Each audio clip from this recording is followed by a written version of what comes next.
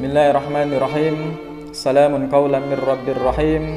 Assalamualaikum warahmatullahi wabarakatuh. Lakal hamdu syukran ya Allah, wa lakal mannu fadlan ya Rahman. Subhanaka la nuhsi thana'an 'alaika anta kama athnaita 'ala nafsik.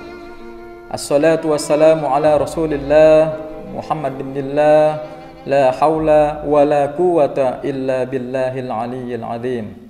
Qala Allah ta'ala fil Qur'anil Karim, a'udzu billahi minasyaitonir rajim. Bismillahirrahmanirrahim. Ya ayyuhalladzina amanu kutiba alaikumusiyam kama kutiba alal ladzina min qablikum la'allakum tattaqun. Wa ya ayyuhal hadirun. Wa fi ayatil ukhra qala Allah ta'ala fil Qur'anil Karim, a'udzu billahi minasyaitonir rajim. Bismillahirrahmanirrahim. Ya ayyuhalladzina amanu istanibu katsiran minadh-dhanni inna ba'dadh-dhanni itsmun wa la tajassasu wa la yaghtab ba'dukum ba'dahu ayuhibbu ahadukum ay ya'kula lahma akhihi maitan fakarihtumu wattaqullaha innallaha tawwabur rahim. Shadaqallahul azim wa sadaqa rasuluhun nabiyul karim wa nahnu ala dzalika minasyahidin wasyakirin walhamdulillahi rabbil alamin. Ikhwatul iman, jamaah shaimin dan shaimat dimanapun berada, syukur selalu senantiasa kita panjatkan kehadirat Allah Subhanahu wa ta'ala yang telah mempertemukan kita semuanya, yang telah mengijabah semua harap dan pinta kita.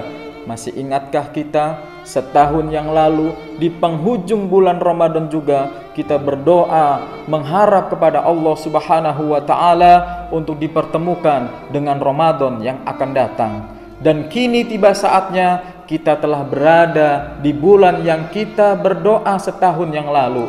Maka untuk itu marilah kita sama-sama memanfaatkan, menggunakan bulan yang hanya datang setahun ini dengan pahala, dengan ibadah yang terbaik, dengan amalan yang terbaik, dan dengan sedekah yang terbaik. Berharap kita kepada Allah mendapatkan pahala lipat ganda yang terbaik juga insya Allah. Amin ya rabbal alamin. Salawat beriring salam selalu senantiasa kita limpahkan kehadirat junjungan Nabi besar Nabi Muhammad sallallahu alaihi wasallam. Bersama kita berharap menjadi umatnya yang terbaik, berharap kita bersama menjadi umatnya yang istiqomah dalam melaksanakan segala sunnah-sunnahnya, bahkan melaksanakan ibadah saum yang kita jalankan ini mengikuti apa yang disyariatkan, apa yang diperintahkan oleh Rasulullah sallallahu alaihi wasallam, agar kita terhindar dari orang-orang yang berpuasa yang hanya mendapatkan lapar dan haus saja tanpa mendapatkan pahala dari puasa yang kita laksanakan. Na'udzubillah, na'udzubillahi min dzalik. Jamaah shaimin dan shaimat dimanapun berada, pada kesempatan hari ini insyaallah kultum Ramadan tentang bagaimana nasib orang yang berpuasa tapi suka membicarakan orang lain. Ikhwatul iman, membicarakan orang lain atau yang lebih kita kenal adalah gosip, membicarakan aib, rahasia ataupun sesuatu yang ada pada diri seseorang. Dalam bahasa Islamnya adalah ghibah. Bagaimanakah nasib orang seperti ini? Apakah kita termasuk orang-orang di dalamnya? Na'udzubillah, tsumma na'udzubillah. Jamaah shaimin dan shaimat, Rasul sallallahu alaihi wasallam pernah berkumpul dalam satu majlis bersama para sahabat. Kemudian Rasulullah bertanya kepada para sahabat, "Atadruna mal ghibah?" Rasul bertanya, "Wahai sahabat, tahukah engkau apa yang dimaksud dengan ghibah itu?" Atau kita kenal dengan gosip, yaitu membicarakan orang lain. Kemudian para sahabat menjawab, "Ya Rasul, Allah wa rasuluhu a'lam." Engkau, Allah lebih mengetahui akan hal ini. Kemudian Rasulullah sallallahu alaihi wasallam menjawab, "Dzikruka akhaka bima yakrah." apa yang engkau bicarakan terhadap orang lain, baik yang disukai atau yang tidak disukainya, itulah ghibah. Kemudian para sahabat bertanya, ya Rasul, bagaimana kalau apa yang kita bicarakan itu ada pada diri seseorang itu?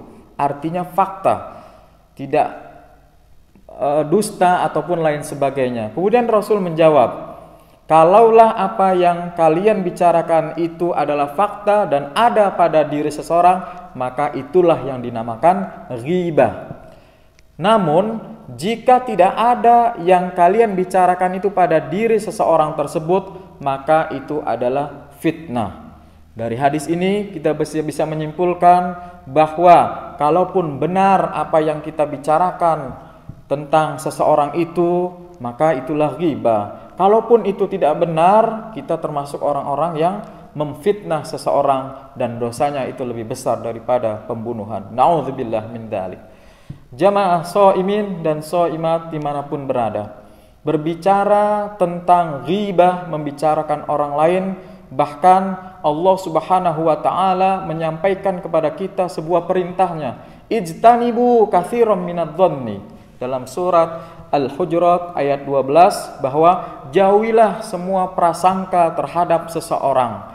Maka Allah memberikan perumpamaan kepada kita bagaimana orang yang selalu membicarakan orang lain, yaitu seperti orang yang memakan bangkai saudaranya sendiri.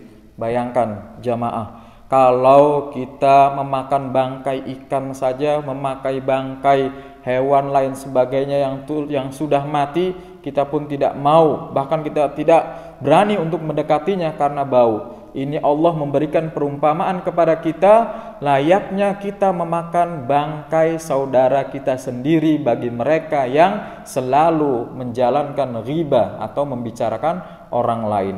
Untuk itu, marilah kita semuanya menghindari sifat ghibah ini, karena sifat-sifat ghibah ini menjadi amat dahsyat bahayanya terhadap kelanggengan, kerukunan sesama umat muslim di antara kita semuanya.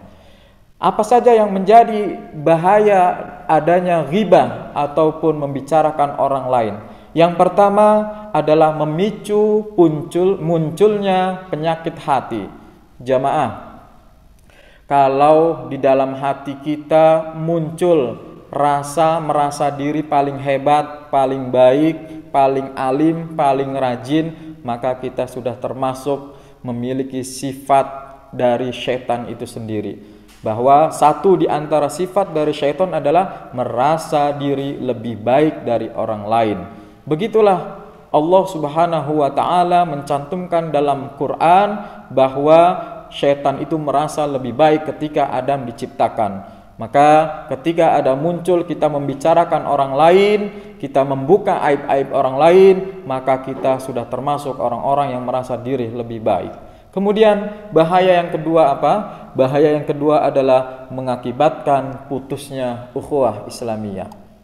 Jamaah shaimin dan shaimat, kalaulah ada di antara kita yang saling menggunjing, membicarakan orang lain, apalagi orang yang kita bicarakan itu tahu dan tidak mensukai kita, tidak menyayangi kita, maka ini menjadi awal dan cikal bakalnya putusnya sebuah ukhuwah di antara umat muslim itu sendiri. Dan yang terakhir, bahaya dari adanya ghibah adalah menghilangkan pahala. Inilah yang Rasul selalu memberikan warning kepada kita semuanya. Jangan sampai kita termasuk satu di antara golongan orang-orang yang melaksanakan puasa di siang harinya dan melaksanakan sahur di malam harinya, tapi tidak mendapatkan dari puasa dan sahur itu sendiri, karena kita melaksanakan atau melakukan perbuatan-perbuatan yang dapat menghilangkan nilai pahala kita sendiri. Satu di antaranya adalah ghibah atau membicarakan orang lain. Ini akan mengikis, menghilangkan nilai pahala kita semuanya. Semoga Allah selalu menghindarkan ghibah dalam diri kita, selalu mengukuhkan, menghimpun kita semuanya dalam orang-orang yang bertakwa, yang selalu menikmati lezatnya ibadah di setiap bulan Ramadan. Kemudian juga Allah Subhanahu wa taala memberikan keistiqomahan kepada kita semuanya dalam melaksanakan ibadah puasa di bulan Ramadan ini. Pohon kina jati Belanda, beli ikan air berbusa.